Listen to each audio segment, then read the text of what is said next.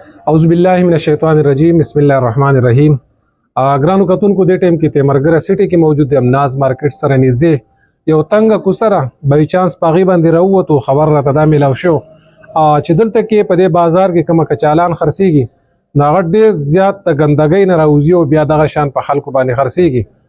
نو هغه مزیر صحت هم دي او د سيزونو ته چې زدل ترالم مال الټي راځي زما کیمرامین که تاسو ته وخی چې دلته کې چې دا کم کچالان دي دا په ست طریقه باندې دلته کې د دې صفای تنظیم ته ګوري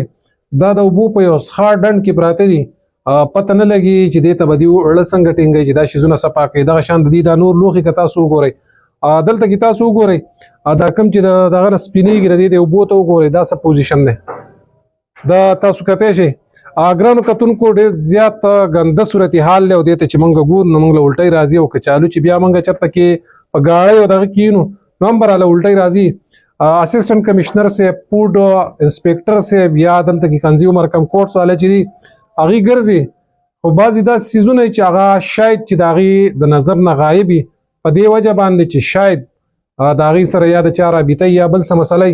خدا صورتحال تاسو کته شي دا که چالو چې دا کمال تم دا سیوا چې زما شک نه راځي چې هغه به وخوري ځکه چې په دې کې دومره زیاته ګندګي او دومره زیاته مرداري ده بازار تم چې څومره خلک راځي نو هغه ته زما دا ریکوست دی چې تاسو د کچالو نه کله مزه او چتوي نو یو ځل دی پوزیشن ته ګوري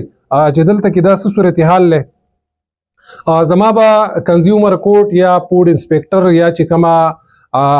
حلال فوډ والے یا اسسټنټ کمشنر دی هغه ته زما ریکوست دی چې سرنګ دیو د بیکرو په ګودامونو باندې یا په نورو ګودامونو باندې دیو چاپی وای نو دغه شان دلته کې دا کم کچالان یا چولې یا لوبیاګانی دغه کېږي هم داسې پسخاز غونو کې تیاریږي او بیا خلکو د پار راځي څومره چې د شوګر مرزونه یا د کینسر مرزونه یا نور بیماری سیوا کېږي دا غیر ټول نغټه وجه دا ناقص خوراکونه او دا ناقص سيزونه چې دا په ګندګو کې تیار شو بیا دغه شان مارکیټ ته راځي د دې خلاف اکشن پکار دی پابندیوم په دې باندې پکار ده اګرانو کتونکو تاسو ته زما دا ریکوست چې کلم تاسو د کچالانو مزه او چتوي نو یو ځل دا ویډیو خپل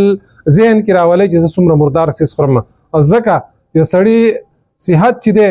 هغه چې برابر نه هغه بیا هیڅ کار نشي کولای او صحت په برابر پاتې کیږي چې کله هغه خوراکونه هغه متوازن وي صفاوي ټیک وي کلیر وي ډیره مننه ګرانو کتونکو د مفادیا مته دا ویډیو مې وکړه تاسو ته زما دا ریکوست چې دا زیاده سے زیاده ګروپس او ټایم لاین نه شیر کړئ ډیره مننه